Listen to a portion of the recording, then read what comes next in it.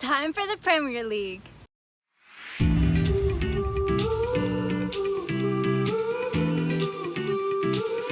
Hey guys, welcome back to another match preview. This is my first match preview of this season and I'm absolutely buzzing to finally have Chelsea back in action again, week in, week out. Amazing. As you can see, background has changed yet again. That's what I get for staying at my parents' house, and there's people in every single room. So hopefully the lighting is okay. I literally have spent the last 30 minutes trying to find the best light that I possibly can.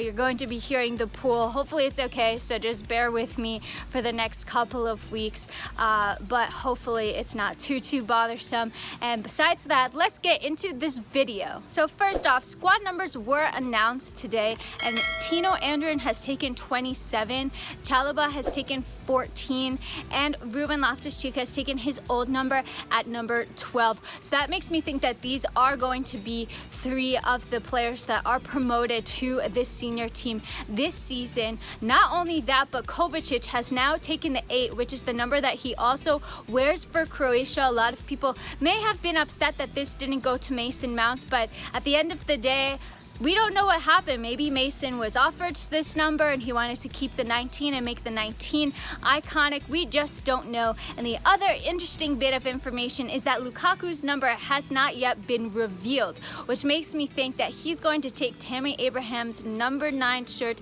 and Tammy Abraham is going to be on his way out. So TBD, but just a little bit of interesting news ahead of this match. In Thomas Tuchel's press conference today, he spoke about how excited he was to have Lukaku be a part of the team. He said that Lukaku has a unique combination of personality, speed, and power, and he's going to allow Chelsea to play in a variety of ways, and that he just loves Lukaku's passion for Chelsea. So honestly, I'm so excited to see Lukaku play in a Chelsea shirt. He is not going to be featuring against Crystal Palace because he has to quarantine, so I think that we can expect him to make his debut against Arsenal. Some other team news: we know that Ziyech came off injured in the Super Cup game against Villareal. It seems that the injury is not too bad. He won't require surgery for it, so hopefully he's just going to be out for about 2 weeks or so, which is really great news for Ziyech.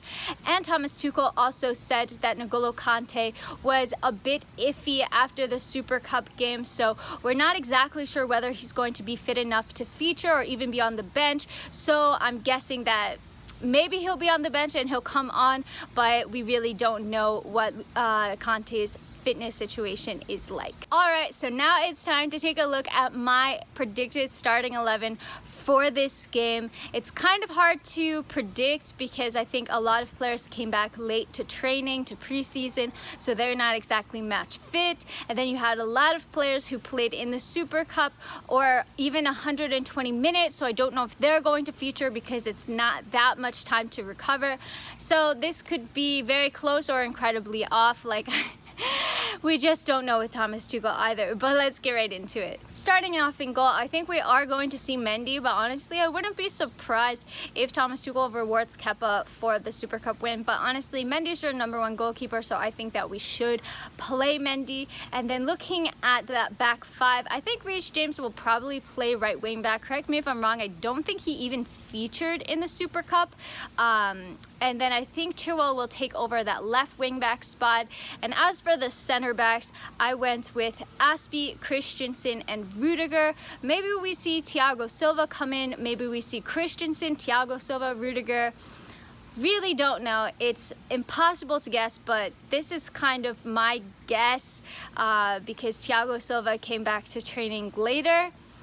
But again, we'll just have to wait and see. Since N'golo Kante seems that he won't be fit to start, I think that the midfield pairing picks itself in Kovacic and Jorginho. I felt that Kovacic looked pretty rusty in the Super Cup game, so I'm hoping that he has kind of shaken the rust off and can get started. But I think it's just normal. It's to be expected. It's the first couple of games of the season. Players are going to be rusty. They're not going to be match fit, and I think we're going to see a lot of it, not just in Chelsea but throughout the team, especially because they didn't get a proper preseason playing in the Euros. Some players even played in the Olympics, so you know, just hoping for the best, but I do think that that is going to be the midfield pairing, and I think that they can get a job done. Now, the graphic on your screen doesn't really depict what I actually think they will line up as. I think maybe we'll see Mason kind of as a 10, and then Timo and Pulisic kind of playing up front.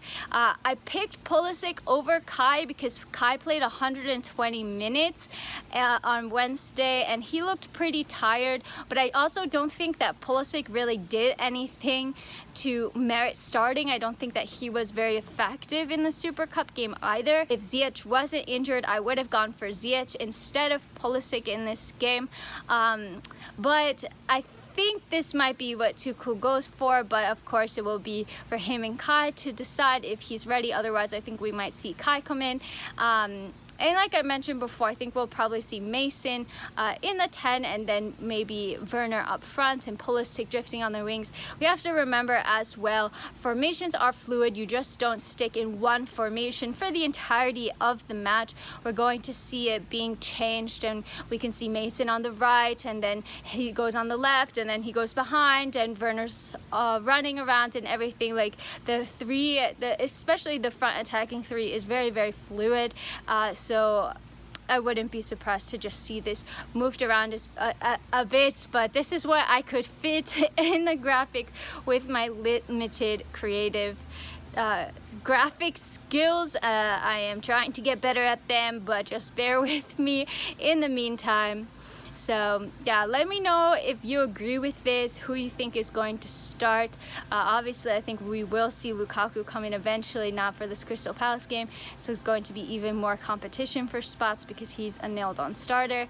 But let me know if you think that this front three would do a job against Crystal Palace. Now for the score prediction, honestly, I could see it going any way. I do think that Chelsea are going to keep a clean sheet, but I had initially predicted 2-0 before Ziyech got injured. He has been the one that's been scoring a lot of goals. Kai has also scored goals in preseason, and I'm not sure if he's going to be playing.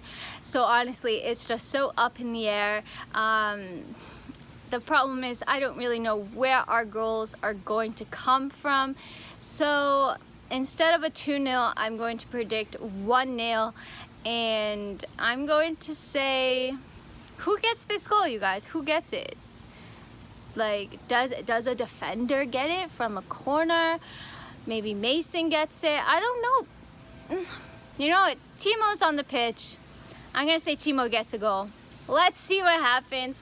Guys, let me know your score prediction. Who you think is going to score? Where are the goals going to come from?